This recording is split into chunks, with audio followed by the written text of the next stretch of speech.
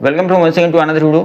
हा व्हिडिओ खूप महत्त्वाचा आहे आणि स्पेशली विशेष म्हणजे हे जे चॅनल आहे हे ऑफिशियल चॅनल आहे शिक्षक भरतीचं 2 नंबरचं. म्हणजे पहिलं जे आहे किशोर झुरे ऑफिशियल, त्याच्यावर तुम्ही रेग्युलरली व्हिडिओज बघताय आणि या चॅनलवर सुद्धा शिक्षक भरती संदर्भात महत्त्वाचे व्हिडिओ येणार आहेत. शिक्षक भरतीचे महत्त्वाचे जे व्हिडिओ आहेत ते या चॅनलवर येणार आहे, किशोर झुरे ऑफिशियल 2.0.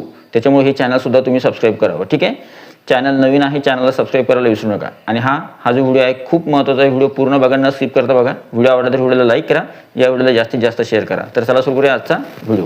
सगळ्यात अगोदर व्हिडिओला लाईक करायला विसरू नका. तर सगळ्यात पहिली महत्त्वाची गोष्ट म्हणजे टेट एक्झाम 2025 झाली. त्यानंतर शिक्षक भरतीमध्ये तुमची जर निवड व्हायची असेल तर तुम्हाला 5 गोष्टी खूप महत्त्वाच्या ठरणार आहे आणि या 5 गोष्टीवर तुमची निवड अवलंबून असणार आहे. आणि दुसरी महत्त्वाची गोष्ट म्हणजे मेरिट सुद्धा खाली येणार आहे. कसं काय सगळं सांगणार आहे. ठीक आहे, सगळ्यात पहिली महत्त्वाची गोष्ट जी आहे ती की कोणकोणत्या अशा महत्त्वाच्या गोष्टी आहेत ज्या आपल्या निवड होण्यासाठी मदत करणार आहे. तर पहिला जो फॅक्टर आहे तो आहे तुमची कास्ट. तुम्ही ज्या कास्टमध्ये येता किंवा तुमचा जो प्रवर्ग आहे, जात प्रवर्ग, ज्याच्यामधून तुम्ही अप्लाय केलेला आहे, तर त्यानुसार तुम्हाला संधी असणार आहे शिक्षक पद भरती 2025 मध्ये. आता तुम्ही कोणत्याही जात प्रवर्गामध्ये येत असाल तरीसुद्धा काही जात प्रवर्गासाठी मेरिट जो आहे ते खूप कमी राहणार आहे. म्हणजे थोडक्यात उदाहरणार्थ समजा EWSचं मेरिट यावर्षी कमी राहील, ST कास्टचा मेरिट कमी राहील, नंतर NT कास्टचे जे प्रवर्ग आहेत त्याचं सुद्धा मेरिट थोडं कमी राहील, SBCचा मेरिट कमी राहील, नंतर अजून VJ कास्ट जी आहे तिचा मेरिट कमी राहील. मात्र बाकीच्या ज्या कास्ट आहे, OBC आहे, ओपन आहे किंवा SC आहे, SCचं थोडं कमी राहील, नंतर SC ST, नंतर SCBCचं थोडं कमी नाही राहणार, जेमतेम राहील. आणि अशा प्रकारे मी तुम्हाला मेरिट सांगतोय किंवा अशा पद्धतीने मेरिट यावर्षी राहील कास्टनुसार जो आहे तो. तर त्याच्यामुळे काही कास्टला फायदा आहे. त्याच्यामुळे तुमची कास्टसुद्धा खूप महत्त्वाची आहे. तुमची कास्टमध्ये जर जागा जास्त येतील तर तुम्हाला संधी जास्त असणार आहे. फॉर एक्झाम्पल OBCला आरक्षण जास्त आहे, त्याच्यामुळे OBCच्या जागा तर जास्त येणार. मग त्याच्यामुळे OBC उमेदवारांना संधी असणार. पण मग OBCमध्ये सुद्धा तुम्ही कशासाठी पात्र आहे? वर्ग 1 ते 5 साठी पात्र आहे का? 6 ते 8 साठी पात्र आहे का? 9वी 10वी साठी आहे का? 11वी 12वी साठी आहे? 11वी 12वी साठी कमी स्कोप, 9वी 10वी साठी कमी स्कोप, पण वर्ग 6 ते 8ला मॅथ आणि सायन्सला स्कोप आहे आणि वर्ग 1 ते 5ला स्कोप आहे. DED वालेच फक्त एलिजिबल आहे. त्याच्यामुळे अशा पद्धतीने तुम्हाला कास्टचा फायदा होणार आहे प्रत्येक वेगवेगळ्या ठिकाणी. दुसरी जी गोष्ट आहे जी तुमची निवड करणार आहे ती आहे डायरेक्ट तुमची ही जी गोष्ट आहे, ही जर गोष्ट तुमची चांगली असेल तर त्यावेळेस मात्र तुम्हाला शिक्षक पद भरतीमध्ये कोणत्याही गोष्टीची गरज नाही. ते आहे तुमच्या टेट परीक्षेमधला स्कोअर. जर तुमच्या टेट परीक्षेमधला स्कोअरच खूप छान आहे, तुमचा स्कोअर जर समजा ॲव्हरेजली पकडला आपण 130 135च्या आसपास तुमचा स्कोअर आहे किंवा त्याच्या अबोव आहे, तर त्यावेळेस मात्र शिक्षक भरतीमध्ये कोणत्या ना कोणत्या वर्गासाठी तुमची निवड होऊ शकते.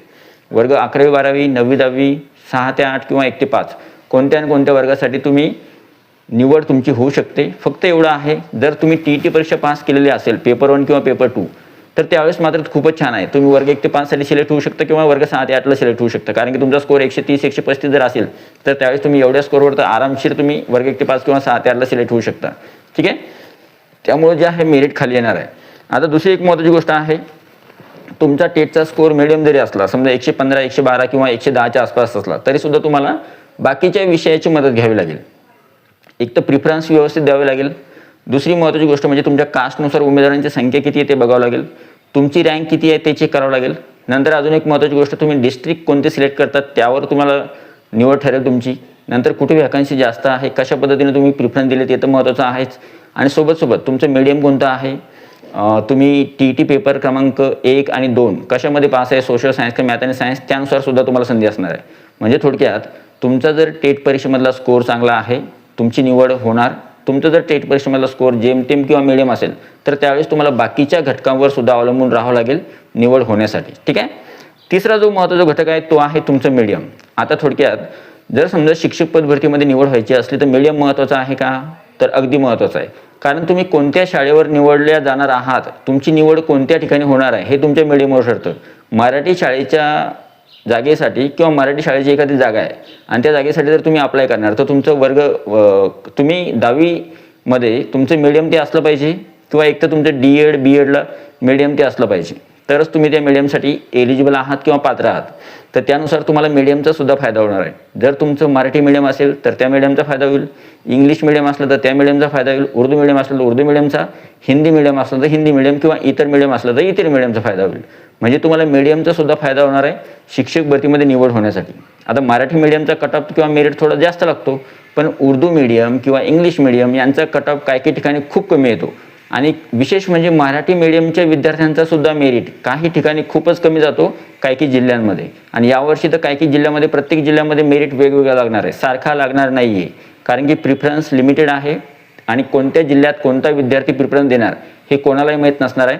त्याच्यामुळं कोणत्याही जिल्ह्याचं मेरिट कमी जास्त असणार आहे. त्याच्यामुळे जे आहे हा फायदा तुम्हाला मीडियमचा शिक्षक पद भरतीमध्ये होणार आहे. चौथी जी गोष्ट आहे ती आहे सब्जेक्ट.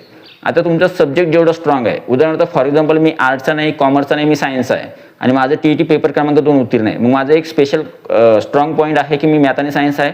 मला माहिती आहे माझा स्कोअर थोडा कमी जरी असला तरी सुद्धा माझी निवड होऊ शकते. तर त्याच्यामुळे तुमच्या सब्जेक्टची सुद्धा तुम्हाला मदत होणार आहे. कुठे कुठे? वर्ग 6 ते 8ला, 9वी 10वीला आणि 11वी 12ला. या 3 ठिकाणी तुम्हाला तुमचा सब्जेक्टच तुम्हाला तुमचा वर येणार आहे. तुमचा सब्जेक्ट जर चांगला असेल, वॅकन्सी जास्त असेल तुमच्या सब्जेक्टच्या, तर त्यावेळेस तुमची निवड होण्याची शक्यता भरपूर आहे. ठीक आहे. आणि आता हे 5वी गोष्ट ती आहे प्रिफरन्स. या 4 गोष्टी जर तुमच्या मीडियम असतील, समजा स्कोअर ॲव्हरेज आहे, मीडियम मराठी इंग्लिश किंवा उर्दू आहे, आणि जर तुम्हाला वाटलं की आपला नंबर लागलाच पाहिजे, तर त्यावेळेस मात्र तुम्हाला प्रिफरन्स योग्य पद्धतीनं देणं खूप आवश्यक आहे.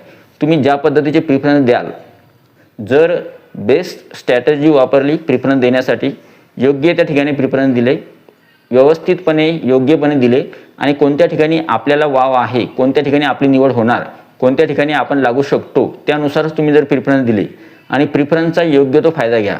तुम्हाला 100 प्रिफरन्स विदाऊटसाठी आणि 50 प्रिफरन्स विथ इंटरव्ह्यूसाठी आहे.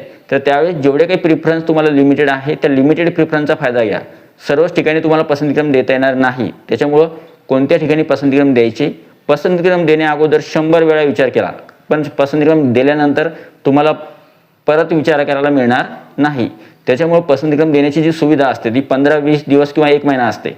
त्याच्यामुळे तुम्हाला आरामशीर सगळ्यांना विचारात घेऊन, सगळ्यांचा गायडन्स घेऊन, आणि तुमच्या मनाला काय वाटते, कुठं योग्य आहे त्या ठिकाणी किंवा त्यानुसार तुम्ही पसंतीक्रम द्यावे. दुसऱ्यानं म्हणलं तुम्हाला की इथे प्रिफरन्स द्या, किंवा मी तुम्हाला म्हणलं की इथे प्रिफरन्स द्या, तर त्यानुसार तुम्ही प्रिफरन्स द्यायला नाही पाहिजे. तुम्ही तुमची स्वतःची ओन स्ट्रॅटेजी ठेवावी, जेणेकरून तुमचं नुकसान जरी झालं किंवा तुमचा फायदा जरी झाला तर तो तुमच्यामुळे होईल. तुम्ही असं नाही म्हणू शकत की बरं झालं मी माझ्या मनात दिले असतात मी लागलो असतो आणि दुसऱ्यानं मला सांगितलं म्हणून मी लागलो नाही. असं म्हणल्यापेक्षा तुम्ही तुमची योग्य स्ट्रॅटेजी ठरवा, तुम्हाला कुठे प्रिफरन्स द्यायचे त्यानुसार प्रिफरन्स द्या, आणि योग्य प्रिफरन्स दिले तर तुमची निवड होण्याची शक्यता जास्त असते. तर आय होप ह्या पूर्ण 5 गोष्टी होत्या ज्या तुम्हाला शिक्षक पद भरतीमध्ये निवड होण्यासाठी मदत करणार आहे. आणि मी खरंच सांगितलं की ज्या असे काही कॅन्डिडेट्स आहे, उदाहरणार्थ समजा समांतर आरक्षणावाले उमेदवार आहे, त्यांचं सुद्धा मेरिट खाली येणार आहे. मॅथ आणि सायन्स त्यांचं मेरिट खाली येणार आहे. नंतर 1 ते 5चं मेरिट खाली येणार आहे. नंतर काही कास्ट आहे त्यांचं मेरिट खाली येणार आहे. मीडियमनुसार सुद्धा वेगवेगळे मीडियमची मेरिट जे आहे खाली येणार आहे. तर अशा पद्धतीने हा व्हिडिओ होता. आय होप ही जी इन्फॉर्मेशन तुम्हाला आवडली असेल. व्हिडिओ आवडला तर व्हिडिओला एक लाईक करा, या व्हिडिओला शेअर करा, आणि हा व्हिडिओ जास्तीत जास्त हाईप करा, आणि सोबत या व्हिडिओला आपल्या इतर मित्रमैत्रिणींपर्यंत शेअर नक्की करा. आणि हे चॅनल नवीन आहे त्याच्यामुळे चॅनलला नक्की सबस्क्राईब करा, कारण की यावर शिक्षक भरती संदर्भात महत्त्वाचे व्हिडिओ या चॅनलवर सुद्धा येणार आहे. व्हिडिओ आवडला तर व्हिडिओला लाईक करा, चॅनलला सबस्क्राईब करा. भेटूया पुढच्या व्हिडिओमध्ये. तोपर्यंत व्हिडिओ बघितल्याबद्दल thank you so much. Take care. Bye bye.